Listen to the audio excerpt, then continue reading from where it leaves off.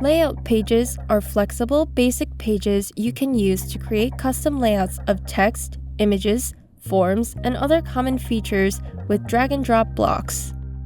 Layout pages are a great choice for contact pages, about pages, and for many sites, the majority of your content. To add a new layout, click Pages on the home menu. Then click the plus icon. Choose Page Layouts. From there, choose any pre-built layouts to your needs. After selecting a page, click Edit.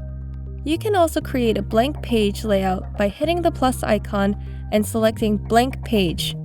With Fluid Engine, you can now move, layer, and resize your blocks on the page layouts, giving you the tools to add depth to your site.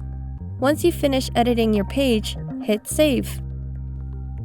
Let us know if you have any further questions. We're always here to help.